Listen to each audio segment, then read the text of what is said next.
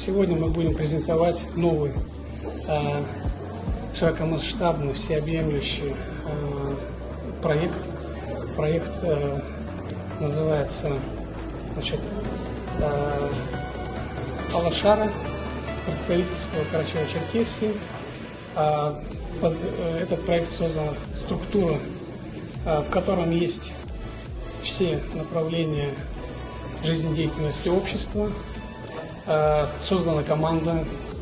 Сегодня мы открываем официальный офис здесь, в Черкесске. Эта команда будет проводить очень серьезный, очень детальный мониторинг того, как живут сегодня абазины на Кавказе.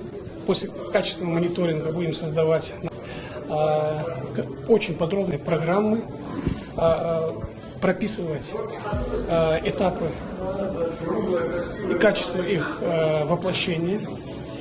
И таким образом этот проект призван качественно изменить жизнь нашего абазинского общества,